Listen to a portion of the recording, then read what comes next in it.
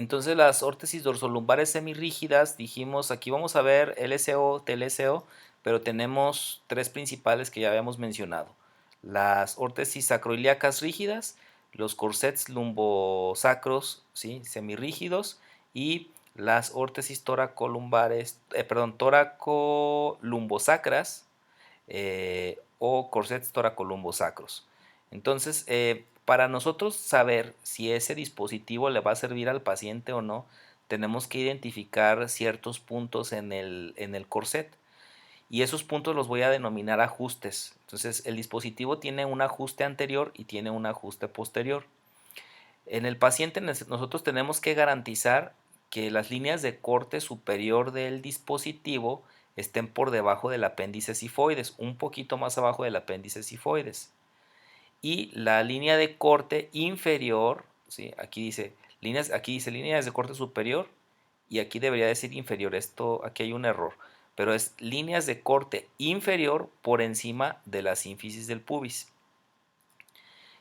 Si yo veo al corset por detrás, las líneas de corte superior deben estar en el ángulo de la escápula, un poco más abajo del ángulo de la escápula, mínimo abarcando a T12L1, haciendo un cálculo que ahí es donde debería iniciar el corset. Y las líneas de corte inferior hasta la mitad de la zona glútea, que correspondería más o menos a un nivel de S2, S3. Con respecto a los corsets tóraco-lumbosacros, los ajustes anteriores y posteriores van a ser iguales a este tipo de dispositivo, pero aquí en este borde superior yo tengo que garantizar mínimo que debe terminar más o menos a nivel de la espina de la escápula. A nivel de la espina de la escápula, y el otro punto anatómico que yo tomaría de referencia sería la base del cuello, para saber que es justamente un dispositivo tóraco-lumbosacro bien diseñado. ¿Sí? Y obviamente, pues al estar más extenso y que aquí estamos viendo los soportes posteriores paravertebrales, van a ejercer una influencia mayor, inmovilizando un poquito más la columna, pero pues el soporte mecánico que realmente se ofrece aquí, más importante va a ser en las últimas vértebras torácicas y toda la columna lumbar. Todo esto de aquí hacia arriba, realmente el paciente no tiene una inmovilización importante. Nada más, como son soportes rígidos, el paciente pues tiende a limitar un poquito los movimientos de flexoextensión, pero el efecto mecánico real de este tipo de corset TLSO va de las últimas dos o tres vértebras torácicas, abarcando toda la columna lumbar, ¿sí? Que es donde va a ejercer su principal efecto. Entonces dice ahí, los corsets toracolumbosacros, la mayoría de ellos no ejercen un apoyo importante en la columna torácica, como habíamos mencionado, especialmente en la región superior, y actúan más bien como recordatorio cinético. Entonces, dentro de las semirrígidas, pues ya mencionamos, ¿sí? Tipo de corset sacroiliaco, tipo de corset lumbosacro y tipo de corset tóraco-lumbosacro. Ahora nos vamos a hablar un poco de las órtesis dorsolumbares rígidas, que aquí sí son más especializadas, y de hecho hay dispositivos que están diseñados específicamente para controlar los movimientos en ciertos planos. Eh, Algunos dispositivos pueden limitar el movimiento en un solo plano, es decir, en el plano sagital sería el movimiento de flexo-extensión, pero hay otros dispositivos que, dependiendo de su diseño, nos pueden limitar flexo-extensión y lateralizaciones. Eso depende de la confección que ahorita vamos a ver.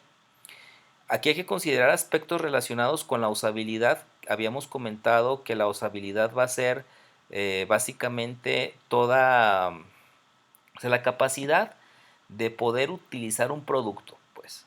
Es decir, qué relación yo voy a tener con un producto, si ese producto va a ser fácil de usar o no, si es complicada las instrucciones o la forma en que el producto está diseñado me va a dar la información para saberlo utilizar. Entonces, los aspectos de usabilidad relacionados con este tipo de dispositivos son la facilidad de quitarse y ponerse el dispositivo, o sea, el paciente puede o no requerir de ayuda para colocarse el dispositivo.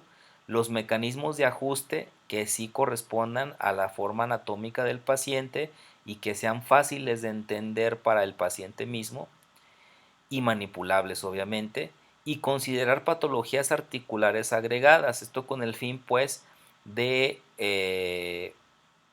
sí, de evitar que se generen más lesiones en tejidos que pues puedan estar en riesgo de ser afectados. Si se fijan, bueno, pues a medida que vamos haciendo los dispositivos más rígidos, se van agregando elementos pues con mayor resistencia. Entonces, el metal aquí va a ser más común. Si de por sí en los corsets semirrígidos ya teníamos soportes metálicos relativamente maleables, aquí en las órtesis dorsolumbares rígidas seguimos utilizando metales, pero los calibres ya son más gruesos. Entonces las características físicas, bueno, del aluminio, a pesar de que es más grueso, todavía tiene cierto grado de maleabilidad, aunque ya es más difícil la manipulación del metal y se queda fijo en una posición.